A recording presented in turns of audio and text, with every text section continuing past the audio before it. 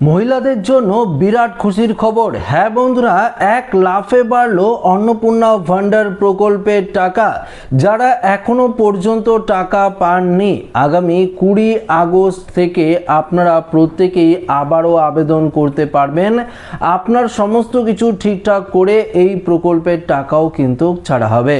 তবে এই মুহূর্তে রাজ্য সরকারের তরফ থেকে কি আপডেট উঠে এসেছে এই অন্নপূর্ণা ভান্ডারকে নিয়ে, সেটা আগে আপনাদেরকে জানিয়ে দেবো এই ভিডিওতে। তো অবশ্যই ভিডিওটিতে আপনারা প্রত্যেকেই প্রথম থেকে শেষ পর্যন্ত সঙ্গে থাকবেন। তো বন্ধুরা, দেরি না করে সরাসরি আমরা মেন আপডেটে চলে যাব এবং দেখে নেব এই মুহূর্তে রাজ্য সরকারের তরফ থেকেই বা কি আপডেট দেওয়া হয়েছে। মহিলাদের নগদ অর্থ হস্তান্তরের প্রকল্পের বরাদ্দ বাড়িয়ে 48,000 কোটি টাকা করা হবে, জানালেন মুখ্যমন্ত্রী শুভেন্দু অধিকারী। মুখ্যমন্ত্রী মঙ্গলবার জানিয়েছেন, রাজ্যের সমস্ত যোগ্য নারীদের এই প্রকল্পের আওতায় আনতে অন্নপূর্ণা যোজনার বার্ষিক বরাদ্দ 36,000 কোটি টাকা থেকে বাড়িয়ে 48,000 কোটি টাকা করবে পশ্চিমবঙ্গ সরকার। তো বন্ধুরা, আপনারা প্রত্যেকেই জানেন যে মুখ্যমন্ত্রী শুভেন্দু অধিকারী এই অন্নপূর্ণা ভান্ডার প্রকল্পে 36,000 কোটি টাকা বরাদ্দ করেছিল জুলাই মাসের শুরুতে। এবার কিন্তু সেই টাকা বাড়িয়ে 48,000 কোটি টাকা করা হচ্ছে। অর্থাৎ যে সমস্ত মহিলারাও আগে আপনারা জুন জুলাই মাসে টাকা পাননি, আপনারা কিন্তু এই মাসে দেখবেন অনেকেই আপনারা টাকা পেয়েছেন। আবারও যারা পাননি তারাও কিন্তু 20 তারিখের মধ্যে পেয়ে যাবেন। এটা কিন্তু মুখ্যমন্ত্রী শুভেন্দু অধিকারী জানিয়ে দিয়েছে।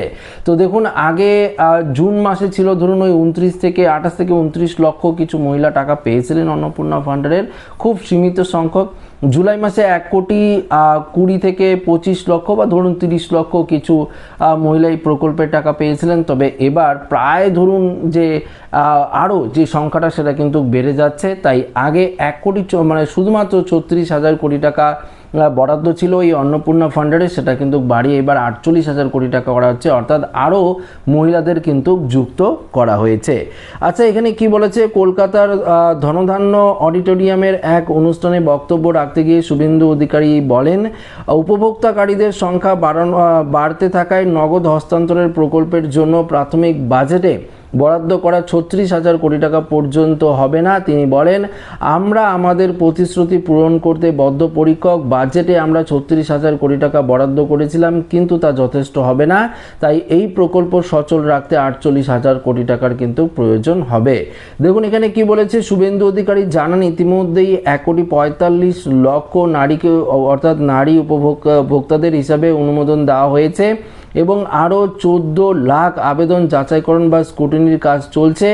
আবেদনকারী জানিয়েছেন, গত 17 আগস্ট থেকে এই প্রকল্পের আওতায় অর্থ সরাসরি উপভোক্তাদের ব্যাংক অ্যাকাউন্টে পৌঁছাতে শুরু করেছে। যোগ্য মহিলারা এই প্রকল্পের মাধ্যমে আপনারা প্রতি মাসে 3,000 টাকা করে পাবেন। তারা আরও জানান, এই পর্যন্ত প্রায় 1,80,00,000 আবেদনপত্র জমা পড়েছে, যার মধ্যে 10ই জুলাই পর্যন্ত জমা পড়েছে 1,66,00,000 আবেদনপত্র। বাকি থাকা 14 লাখ আবেদন সেগুলো 10 জুলাই থেকে 31 জুলাইয়ের মধ্যে জমা পড়েছে। বর্তমানে তা কিন্তু ভেরিফিকেশন বা যাচাইকরণ চলছে।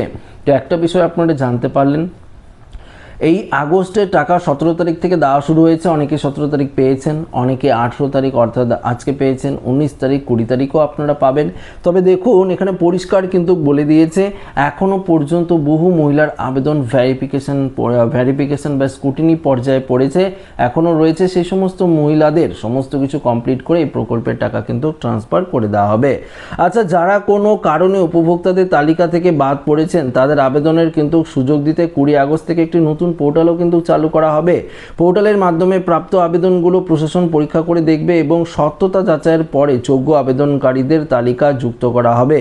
বিজেপির মহিলা মোর্চা কর্মীদের প্রতি মুখ্যমন্ত্রী আহ্বান জানান যাতে কোনো যোগ্য নারী এই প্রকল্পের সুবিধা থেকে বঞ্চিত না হন। তাই শুধু মুখ্যমন্ত্রী শুভেন্দু অধিকারী বলেন যে, আমরা আশা করি যাদের অর্থের প্রয়োজন নেই তারা অন্য কারোর সুযোগ তৈরি করে দেবেন। আপনাদের সবার কাছে এটাই আমার আবেদন। তো বন্ধুরা, এক্ষেত্রে আপনারা বুঝতেই পারলেন 20 আগস্টে একটি নতুন পোর্টাল চালু হচ্ছে, যেখানে আপনারা কিন্তু আবারও পুনরায় কিন্তু আবেদন করতে পারবেন, পুনরায় অ্যাপিল করতে পারবেন। আবারও আপনাদের সমস্ত কিছু খতিয়ে দেখা হবে, ভেরিফিকেশন স্ক্রুটিনি করা হবে, তারপরে এই প্রকল্পের টাকা কিন্তু অ্যাকাউন্টে ছাড়া হবে। এটা কিন্তু পরিষ্কারভাবে রাজ্য সরকারের তরফ থেকে জানিয়ে দেওয়া হয়েছে।